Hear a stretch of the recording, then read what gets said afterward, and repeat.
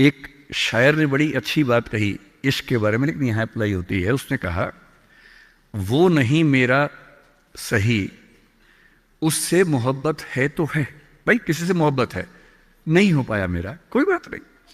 वो नहीं मेरा मगर उससे मोहब्बत है तो है। अब ये रस्मों और रिवाजों से बगावत है तो है। अगर मैंने एक सही बात कह दी और वो रस्म रिवाज के खिलाफ है तो है, मैं क्यों डरूंगा। जो मुझे ठीक लगा, अपने ईमान के मुताबिक लगा, मैंने कहा तो मैं करूंगा। तो जो बात मुझे अपनी ओर से शुरुआत में कहनी थी, मैंने आपसे, तनाव रहता ही होगा, पढ़ते होंगे, टेंशन होती होगी, कितना पढ़ें, टाइम मैनेजमेंट कैसे करें, ये सवाल भी आपके सामने है। मैं आपसे, देखिए मेरा काम चीज़ों को आसान करना है। मैं दिल्ली में पढ़ाता हूँ आईएएस के बच्चों को, तो मैं उनको भी ये कहता हूँ कि चीज़ें मुश्किल तो कोई भी कर सकता है, चीज़ें आसान करना मुश्किल है, और हमें तो चीज़ें आसान करनी है। इस दुनिया में कोई भी ऐसा एग्जाम नहीं जिसके लिए आपको 24 घंटे पढ़ने की जरूरत है। अगर आप दिन में 8, 10, एक लेवल के बाद 12 घंटे पढ़ते हैं तो ये बहुत है। इसलिए मैं आपसे कह रहा हूँ, शुरुआत के लिए 8 घंटे की पढ़ाई, 8 घंटे की नींद और 8 घंटे बाकी सब चीज़ें, खेलना कूदना, वो बहुत ज़रूरी है। यहीं से बात आती है मोटिवेशन की। एक ही है कि हमारा मोटिवेशन हमेशा कैसे रहे, और एक ये कि कभी कभी स्ट्रेस ज़्यादा हो जाता है, उस समय हम कैसे मैनेज करें। आपकी उम्र में स्ट्रेस ज़्यादा होने की वजह यह भी है कि आपके हार्मोन्स इस उम्र में ज़्यादा, उनमें वाइब्रेशंस होते हैं, तो मूड स्विंग ज़्यादा होते हैं। जैसे जैसे आप मैच्योर होते जाएंगे उम्र के साथ, आपके मूड स्विंग्स कम हो जाएंगे। जैसे आपके पेरेंट्स हैं, आप देखेंगे, स्पेशली फादर को आप देखेंगे, आपके फादर आमतौर पर इमोशनल बातों से बहुत प्रभावित नहीं होते होंगे। जैसे आप कहेंगे, पापा आज मेरी फ्रेंड ने मुझे छोड़ दिया, पापा कहेंगे कोई बात नहीं। आपके अंदर से आंसू छूट रहे हैं, आपका मन कर रहा है मैं क्या कर लूं, आग लगा दूं, जंगल में जाके क्या कर दूं, इमोशंस ऐसे उछल रहे हैं आपके। पापा क्या बोल रहे हैं, कोई बात नहीं, कोई और मिल जाएगा उससे बेहतर, ठीक है।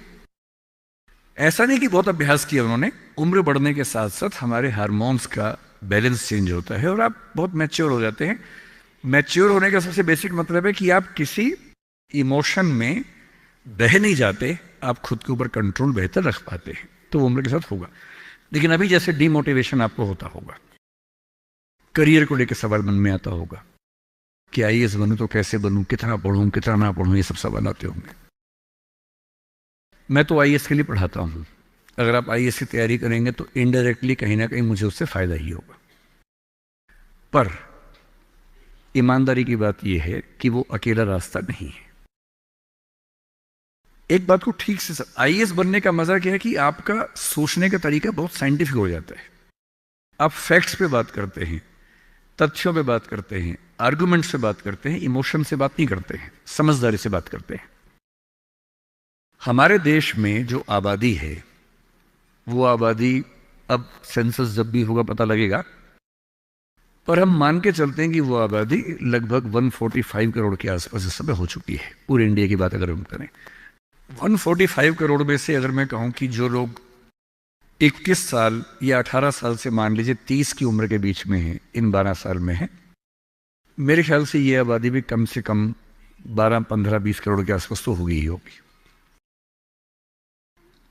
अगर ये 20 करोड़ लोग सोचे कि मैं आईएएस बनना है, या इनमें आधे भी सोच लें, 10 करोड़ सोच लें, आपको ये समझना है कि आईएएस पूरे भारत में कुल मिला के 6000 होते हैं, जिनमें से भी 5000 लोग हैं।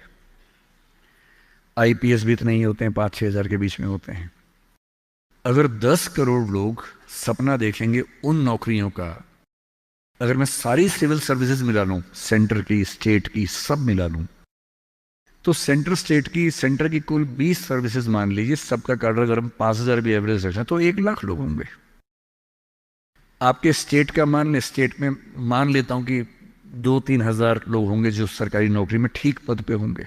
उससे ज्यादा का तो कार्डर नहीं होना चाहिए, क्योंकि स्टेट बहुत छोटा आपका है, आबादी बहुत कम है।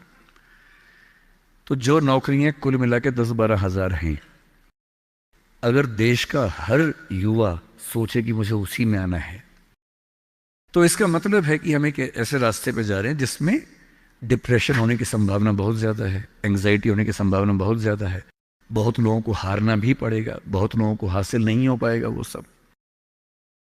तो मैं जो आपसे कहना चाह रहा हूं, सरकारी नौकरी ठीक है, कोशिश करने में बुराई नहीं है, सरकारी नौकरी में कुछ चीजें अच्छी होती हैं, पर अपने मन से ये बात निकाल दीजिए कि मुझे केवल और केवल सरकारी नौकरी में ही जाना है। दुनिया में तमाम रास्ते हैं और मैं कुछ रास्ते आपको हिंट करता हूं इस चीज का। जैसे मैं खुद एक एग्जांपल हूं, मैं सरकारी नौकरी में रहा, मैं दिल्ली यूनिवर्सिटी में लेक्चरर था, पहले असिस्टेंट प्रोफेसर था, 2 कॉलेजेस में पढ़ाए मैंने वहां। फिर आईएएस का एग्जाम दिया, सिलेक्ट हो गया उसमें, 6-7 महीने वहां नौकरी की, फिर वो भी छोड़ा। अब मैं अपना काम करता हूं, सेल्फ एम्प्लॉयड हूं।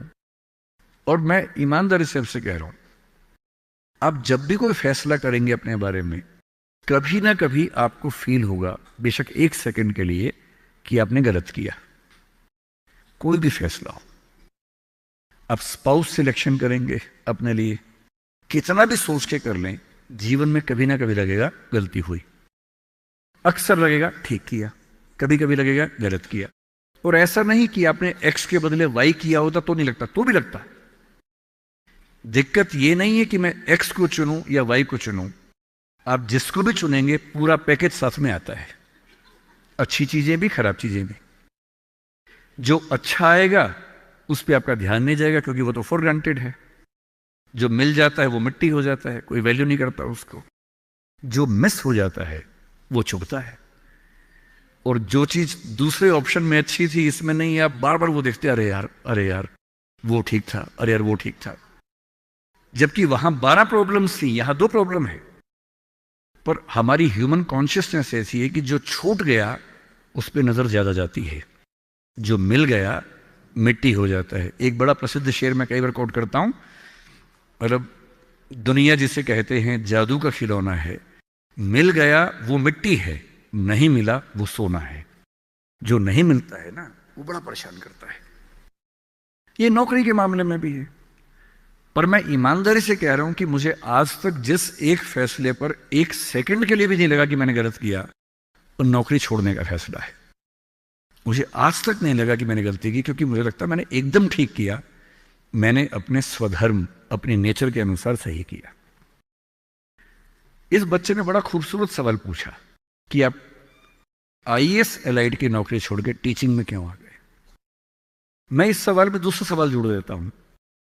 हमारे सामने प्रेम सिंह जी बैठे हैं, मुख्यमंत्री जी बैठे हैं, वो टीचिंग की नौकरी छोड़ के पॉलिटिक्स में क्यों आ गए। 2 एग्जाम्पल्स हैं आपके सामने। इन दोनों में एक तारतम्य है, एक रिदम है, एक लय है दोनों में। वो टीचर बने, उनको फील हुआ कि उनका स्वधर्म टीचिंग से ज्यादा कुछ और है। मैं आईएएस एलाइड में आया, मुझे लगा कि मेरा स्वधर्म इससे ज्यादा टीचिंग में है। स्वधर्म क्या होता है? आपने गीता पुस्तक का जिक्र सुना होगा, उसमें श्री कृष्ण ने स्वधर्म का जिक्र किया है। यहां बहुत सारे बच्चे बौद्ध समाज से होंगे, महात्मा बुद्ध ने भी इस बात पर खूब जोर दिया है। सारे धर्मों, सारे दर्शनों का जो सार है वो ये है, हर व्यक्ति हर काम के लिए फिट नहीं होता है। 2 चीजों पे गौर करना है। पहला, मैं क्या अच्छा कर सकता हूं, मैं कैपेबल किस चीज के लिए हूं। दूसरा, मुझे क्या करने में मजा आता है। और जहां इन दोनों का इक्विलिब्रियम हो, जहां ये दोनों बातें मिल जाएं, वो आपका स्वधर्म है। यानी जैसे मैं सिंगर बनना चाहता था, पर मैं इतना गंदा गाता हूं कि मैं जब घर में गाता था, मेरे पेरेंट्स बोलते तो मैं भारतीय सेना में चले जाना चाहिए, बिना बंदूक के विदेशी की तरह देख गा देना, बस वैसे ही मर जाएंगे सारे के सारे। सही बात है भाई, ये भी ठीक बात है। तो मेरा मन था कि मैं सिंगर बनूं, पर गला कौवे जैसा भगवान ने दिया, कोयल जैसा नहीं दिया, तो मैं सिंगर नहीं बनूंगा। मेरे मन से क्या होता है, अच्छा लगने से क्या होता है भाई, सुने भी तो कोई मेरी बात को, मेरे गाने को सुने भी तो सही कोई। तो मेरा मन क्या करता है काफी नहीं है। 2 चीजें हैं, मैं क्या कर सकता हूं। मैं बचपन से स्कूल में डिबेटिंग करता था, मेरे पेरेंट्स ने मुझे बड़ा सपोर्ट किया, और बचपन से ही मेरे पेरेंट्स ने, टीचर्स ने कहा कि तुम कुछ ऐसा करना कि मंच पर रह सको, पॉलिटिक्स में जाओ, एमपी बनो। तब मेरा मन भी पॉलिटिक्स में आने का था, स्कूल लाइफ में बहुत ज्यादा मन था उस समय, बाद में नहीं रहा। तुम पॉलिटिक्स में जाओ, तुम वकील बनो, क्योंकि जब कोर्ट केस लड़ोगे तुम्हें बोलने की ताकत भगवान ने दी है, उसका इस्तेमाल करो। या टीचर बनो। टीचर की छवि हमारे समाज में बहुत अच्छी नहीं होती थी, हालांकि मेरे पेरेंट्स टीचर ही हैं दोनों, पर हमारे समाज में टीचर की छवि होती है। और हमारे देश का दुर्भाग्य है कि जो प्रोफेशन देश को गढ़ता है उसकी छवि बहुत अच्छी नहीं है। टीचर बनना बहुत लोगों का सपना नहीं है, मेरा तो है। और मेरा स्वधर्म, मैंने महसूस कर लिया कि मेरा स्वधर्म टीचिंग है। और स्वधर्म का मतलब वही दो बातें जो मैं कर सकता हूं और जो मैं करना चाहता भी हूं। आपके मुख्यमंत्री जी अच्छे टीचर रहे होंगे, पर उनको बार बार मन में आता होगा कि मैं जनता के बीच जाकर उनके साथ काम करके क्यों ना कुछ ऐसा करूं कि पॉलिसी मेकिंग में आऊं। उनका स्वधर्म उनको वहां खींच के ले गया, तो उन्होंने वो किया। और इस दुनिया में जो भी सफल इंसान आपको देखे, कोई भी सफल व्यक्ति देखे, किसी भी फील्ड का हो, आप हमेशा देखेंगे वो वही व्यक्ति है जो अपने स्वधर्म पे चल रहा है, जिसने वही रास्ता चुना जो उसकी क्षमताओं यानी कि कैपेबिलिटीज और उसके इंटरेस्ट यानी कि उसकी इच्छाओं से मैच करता था। तो आप सबसे मैं कह रहा हूं कि आईएएस या पीसीएस या सरकारी नौकरी की अंधी दौड़ में मत दौड़िए। मैंने बहुत सरकारी नौकरी वालों को देखा है दुखी रहते हुए। सरकारी नौकरी में है, अच्छा वेतन है, तब भी दुखी है, क्योंकि वो नहीं कर पा रहे जो दरअसल करना चाहते थे। सरकारी नौकरी में क्या होता है? सुरक्षा मिलती है, सेफ्टी होती है, सिक्योरिटी होती है, सम्मान मिलता है, समाज के लोग पूछते हैं आपको कि आप सरकारी नौकरी में हैं। गस्टेड ऑफिसर होंगे तो स्टैंप लगा के साइन करने की ताकत आ जाती है। आप